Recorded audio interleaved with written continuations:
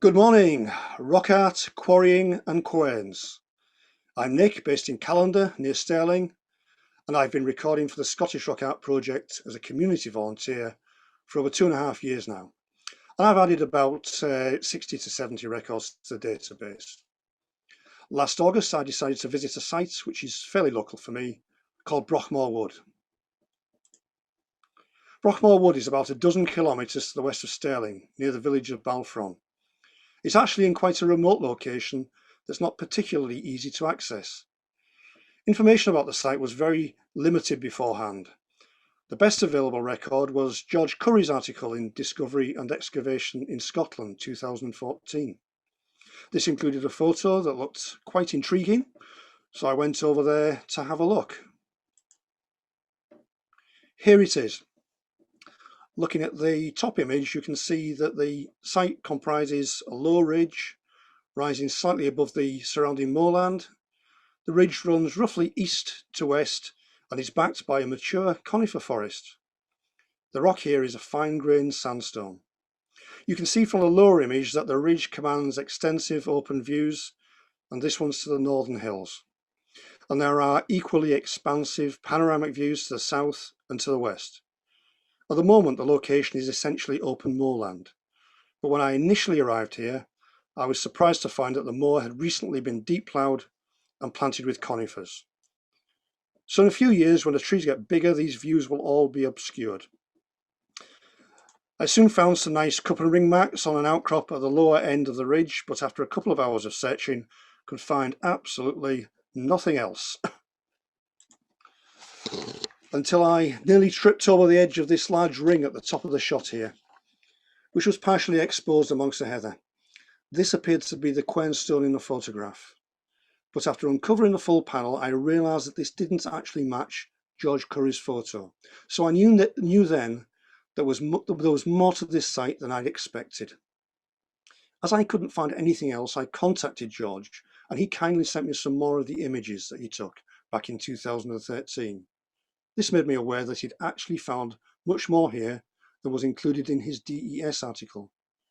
So, with the help of George's photos, I located and uncovered all of his panels over the next couple of weeks, and also found a bit more besides. And George came over for a couple of Saturdays to give me a bit of help. One unexpected find I made in the course of uncovering panels was this. It looks like it might be a polishing surface for non-metallic tools, perhaps stone axes, and if this is the case, then this could indicate that the site has been visited and utilised for various purposes over a long period of time. And here is the panel that was shown in the DES photo, almost fully uncovered. It's now unfortunately traversed by the new deer fence, which is an inconvenience obstacle, but it nevertheless provides for a good vantage point. You can see here why Broughmore Wood might now be considered first and foremost to be a quernstone quarry rather than primarily a rock art site, since these stone roughouts are the most obvious and abundant features. These range in size and possibly range considerably in age and maybe in purpose as well. But I'm not going to dwell further on this aspect because a site excavation, which is now underway, will be addressing such matters. But I will be going on later to describe some of the features present that might normally be considered to be rock art. Now, I'd uncovered so much more than I anticipated at this site that I decided to contact the Stirling Region's Archaeological Officer, Dr. Murray Cook, to invite him to come over and have a look while the opportunity was there to view all the exposed panels together. And a big motivation for this was the newly planted forest, because soon this is going to almost obscure much of the site altogether. And here you see a rock with some ring features on it, which is located beyond the deer fence in the mature forest.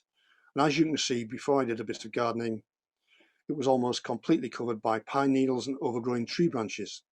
Soon the new plantation around the ridge is going to do pretty much the same for the remainder of the site, plus the extensive views and hence the context of the site within the landscape will also disappear. So Dr. Cook, Murray, came along and he was pretty impressed with what he saw. And to cut a long story short, with the permission of the landowner, we worked up a project to clear the turf off the site to expose and record whatever else might be hidden underneath. And so a group of volunteers started digging in October. You can see them there in the smaller inset photo. This continued for a couple of months until activities had to be curtailed in December because of COVID. And the main image shows the dormant site back in February. However, we started up again in late March and hope to continue now throughout the rest of this year at least. So what I want to do for the remainder of this presentation is to focus on some of the features I've noticed about this site and how I've gone on to relate these to some other rock art locations. I'll start off with these apparent rock art motifs, the rosettes, which are a striking feature of the site. Here you see 3 prominent rosettes, and each of these consists of 9 cut marks. They occur elsewhere on the site. This rock surface has 2 further 9 cup rosettes. Each has a 10th satellite cut mark orbiting it, and there are 2 cut marks midway between the rosettes, all making for a pleasing symmetry. Back to this large panel. Here there are more rosettes, 3 more, and again each of these has 9 cut marks. In total we've now come across 8 of these 9 cup rosettes. Near the wall is also a prominent line of 5 quite deeply cut marks, and I will refer back to this feature again right at the end of this presentation. Note that all of these features are on a flat horizontal surface, and this appears to be artificial because you can see on the left there the abrupt edge where the original surface has been removed to create this lower flat horizontal platform. You can still see the likely height and slope of the original surface from the adjacent rock. Whatever the relative sizes might be of all the features here, and it must be said that the large millstone size objects are almost certainly post-medieval intruders, these all coexist on this artificial surface, so all must post-date this act of quarrying and reworking of the rock outcrop. This includes the rock art motifs, the rosettes and cut marks, side by side with the numerous ring features. And these ring features were likely created with the intention of extracting them for whatever purpose. You can see circular holes and voids in many places, here on this rock and elsewhere on the site, that have been left over from extracting these discs.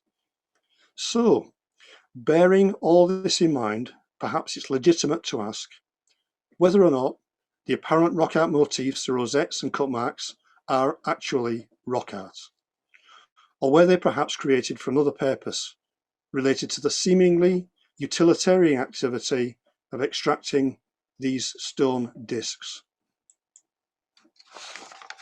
And another thought came to me while I was uncovering all these panels. I'll give an example. Look at the 2 left-hand images. Had I been coming to a site to record a single panel such as this one just on its own, I would have probably looked at it and seen cup and ring marks. And the site would have got into the record as a cup and ring marked rock, and why not? It's very similar, for instance, to the rock on the right here, not far away in the Port of Menteith rock art grouping, a site I'm fairly familiar with. I would have gone there with my rock art goggles on and most likely would have seen and recorded rock art. In fact, this was my thinking at first at Broughmore Wood, until I eventually realised, after it had been pointed out to me by professional archaeologists, that most of the apparent cup and ring marks were actually something else, discs of rock formed to be knocked out of the surface, extracted. You can see an extraction void clearly in the middle of the top left image where one such disc has been removed. Now, Dr. Tertia Barnett of the Rock Art Project was another visitor to the Broughmore site in September. Coincidentally, the day after her visit, she was sent a record to be validated for the scrap database from a site that had recently been discovered by NOSAS, the North of Scotland Archaeological Society. She had noticed similar features on their 3D model to those she had just seen at Broughmore Wood, and Tertia told me about this. This was at Duncraigach in Sutherland, in the far north of Scotland. and I was able to visit this site back at the start of November. The surface is so covered in lichen, its features can't easily be distinguished in the photos I took on the day, but this rather poor resolution capture of my 3D model does give an idea of the surface relief. And having visited this site and examined it at close quarters, I'm almost certain that this is not rock art here. These are quernstone rough arts, together with the deep circular voids from where other querns have been extracted. The rock is close to a beautiful island broch, still reachable by its own causeway. And perhaps this explains why a quernstone quarry would be found in such a remote place. And for good measure, I found another rock about 500 metres away that appeared to have a quern rough out on it as well. However, because the Duncraigach 3 rock had been discovered by rock art recorders in the course of visiting 2 known rock art panels nearby, it had gone on to be recorded as rock art, not as a quernstone quarry. So I wondered how often something similar might have happened elsewhere, and I started looking through and examining 3D models and database images of rock art sites, and started to list instances where it appeared to me that some of the recorded rock art might possibly be something else. Most of the records were indisputably of rock art, of course, but I spotted a few potential anomalies, and my list started to grow longer. One of the few sites on my growing list that I was free to visit within the limits of the COVID restrictions was at Chasefield Wood, a rock art site near Stirling. Here I soon found evidence of quernstone extraction, albeit almost certainly quite recent, post-medieval. But more relevantly, on the top surface, adjacent to the obvious rings, I noticed a round depression, which looked as if something had been extracted from here. And below that, a boss standing proud of the existing surface, maybe suggesting that the top surface had been reworked down from its original height.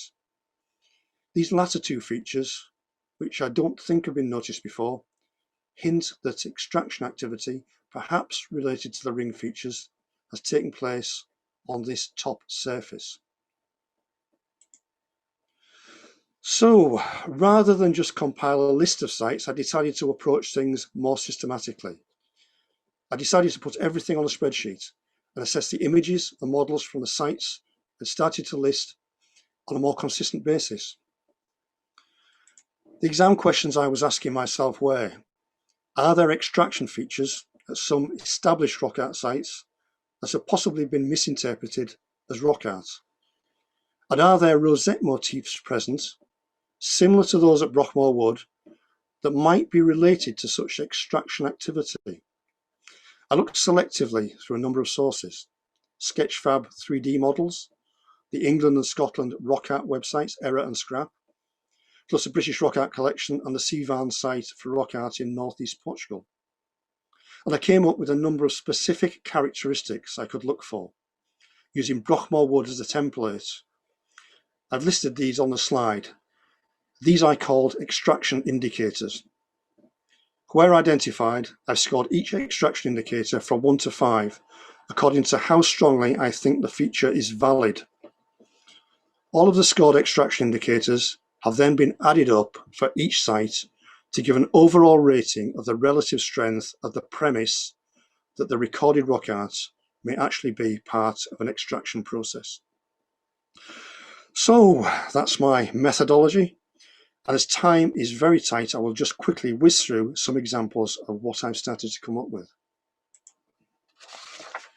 The most obvious recorded rock art site featuring extractions was in the England's rock art site Error archive, now unfortunately offline. This site, Hardwick House, is at a farm near Ilkley Moor, and this quarried block shows many features of extractions, obvious circular voids and arcs, and at least one fairly clear quern rough out. This looks to me like a millstone or quernstone quarry, but these features have been recorded as rock art. So here are a few more examples.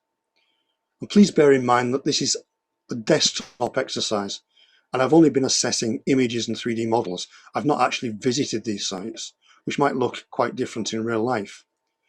But take the rock art goggles off and look for extraction features, not primarily for rock art, and perhaps you will start to see the apparent rock art features and motifs from a different perspective. The arrows on the slides highlight some of the extraction indicators I've used in my spreadsheet, although I've not necessarily labelled them. North Loddon showing Northumberland. Here you see boss-like rings, bowls, circular depressions, and other modifications to the surface. I must add that at many of these sites, there's also lots of indisputable rock art as well. Sometimes this is on other panels nearby, or sometimes mixed up with the extraction features on the subject panel. This outcrop at Addingham Crag has raised circular features resembling roughouts of some sort, and circular voids from where these might have been extracted. And once you see this, you might start to ask whether or not the rings here, and perhaps similar features at other sites, are all rock art. If you look for rock art, you see rock art. If you look for extraction features as a starting point, you might get a different perspective, and look more critically at some of the apparent rock art motifs. Shown here, lots of these circular voids, which to me look possibly like the results of post-medieval millstone quarrying. But at the same sites, more of the deeply cut ring or disc features that show signs that they might have been destined for removal. Was this ring in the bottom right-hand image intended to be knocked out? The surface around it has been extensively removed, which would leave it in an accessible position for this to be done. And I think it is these smaller, deeply incised, boss-like rings and discs that are potentially the most interesting and ambiguous features I've identified. A few more examples of the many I've collected. More of the boss-like rings. On the top left, it looks like one here might have been extracted. On the image to its right, at Lartington, a large ring or disc with grooves and depressions around it, rock art or quarrying features. And at some of these sites, such as in the bottom left image, you can see rosettes or at least arrays of cut marks turning up on the same surface as a possible extraction features. Even on the Sivan, the Northeast Portugal website, I've spotted possible examples of extraction features.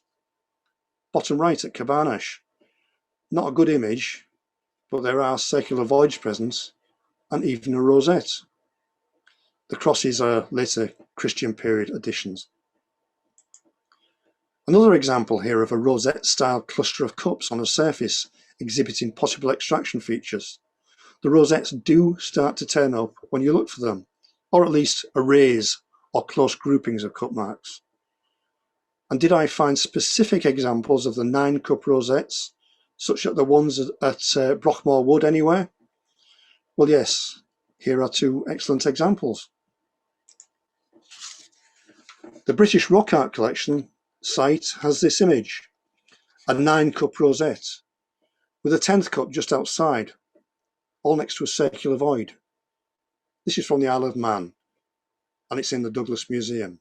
And okay, it might resemble a gaming board, but it was collected from a site where there was other rock art around. And there is an obvious parallel here with the 9-cup rosettes at Broughmore.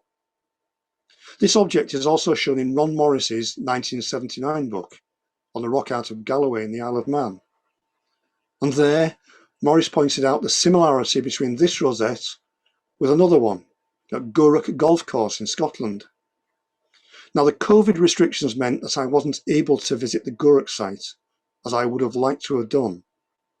But as luck would have had it, the site was recorded very recently for scrap by the AGFA Glasgow South Group. And when you look at the AGFA Group's models, you see the 9-cup rosette Morris referred to on the Gourock 1 panel, shown in the smaller inset image. And on the main panel of the Gourock 2 outcrop nearby, there's a second 9-cup rosette. But fascinatingly, adjacent to the rosette, there are simple rings or disc shapes on the surface. Next to these are circular depressions or voids, possibly where similar discs may have been extracted. Is this grouping another extraction site characterised by 9-cup rosettes, just like Broughmore Wood? is there perhaps a wider ranging relationship between these types of rosettes and the extraction of stone discs? And finally, a word about cup-mark rows. In the middle, you see a very similar row of cups to the one I showed you earlier at Broughmore Wood. A carved channel extends from this row. This is at a rock art site in Northumbria. On the left-hand image, there's a lovely long line of cup marks at a site in Derbyshire at Callander Edge. When I saw this online, this image immediately reminded me of a famous lost rock art feature near Edinburgh, the Witch's Stone at Tormain Hill, which was incidentally featured on the Scrap Facebook site last year. This stone was destroyed in 1922, and I've seen this described as a unique Scottish example of a rare rock art feature. But there's nothing mysterious about the Derbyshire cut line. Callander Edge was quarried for rock, millstone grit, and the cup-like marks are 18th or 19th century features. Wedges would have been driven into these to split the rock into blocks, possibly after the pits have been chiselled together to make a long notch in a rock. It's an age-old method still practiced today. You can see instructional videos on YouTube, for example, of Americans telling you how to use this method to break up backyard boulders. So bearing this in mind, does the Witch's Stone still look like rock art? Granted, there is other rock art on Tormain Hill, but maybe when the Witch's Stone was broken up in 1922, this was merely the fulfilment of its originally intended destiny. I like to think that this was meant to be split in half to make a pair of standing stones. So, to wrap up, our Broughmore Wood dig continues. There are funds for a drone survey later this year, and a HES grant has been applied for to enable detailed imaging and finds processing. And in the presentation, I've described how I've read across some of the things I've seen at Broughmore to provide an alternative perspective for approaching and viewing some rock art sites, those where there are indications that extraction activity might have taken place. And if this is valid, then perhaps the rock art record might also inadvertently contain an important archive of information for those interested in extraction processes and the products of this activity. And now, question time. Thank you, Nick, so much for such an inspiring talk and for inviting us to look at the rock art, or take the rock art goggles out and, you know, look at the rocks with such a fresh perspective. There are so many questions for you on our Q&A box. Unfortunately, we only have time for a couple of them because we're already running a bit late and we're in the break time already. But I will ask you a question that was posed by Antonia Thomas. And she says, thanks for a great talk. This is really interesting in so many ways. Do you think the choice of these sites to extract quernstones was purely practical and just as a place to readily get stone, or given the ritual importance of grinding and quernstones well into the post-medieval period, attested in folklore, that the later quarries were drawing upon the significance of the ancient sites? Well, right, okay. Well, they are, quernstone quarries are prosaic sites, utilitarian sites. So there must have been some practical reason for them to be selected, accessibility or the rock type or whatever. But I didn't have time in my lecture to go into relationships and my own thoughts and theories really about the relationship between rosettes, quarry and extraction activities and rock art in any great detail. But yeah, there may well have been some sort of ritualistic reason for selection, and perhaps that might explain or be a possible explanation of why there might well be rosette groupings, cut mark groupings alongside quernstones. They might obviously be quite different periods, quite disassociated with each other. But I'll just quickly mention my own pet theory, which is that the quernstone or extraction sites are prosaic sites, industrial sites maybe, and perhaps the rosettes might have had a practical purpose, the cut marks might have had a practical purpose. maybe partially ritualistic, apotropaic or whatever, but maybe it was a tally system. Maybe there were some way of measuring from the production source what the production rates of these things were. Quite a few were produced at Broughmore, obviously. They went into some sort of economic system with a local or maybe wider local area, maybe a bit wider than that. So maybe it was a record of production at source. I don't know. Broughmore's in a very early stage, and I'm sure we'll come to find these things out. But I'm very interested now in relating that to other rock art sites and perhaps looking a bit more detail into what I've introduced here. That was great. Well, thank you very much. I'm afraid we don't have time for any more questions, but perhaps, you know, throughout one of our events today, there might be time for exchanging a few more ideas about this. Just to let you know that somebody did mention that in Ford in Northumberland, there seems to be some millstone roughouts as well, in case the information is useful for you. Yeah, I've come across quite a lot of sites, and I think the least relevant to what I'm saying is the post-medieval things and the millstones. But point taken, and thank you very much.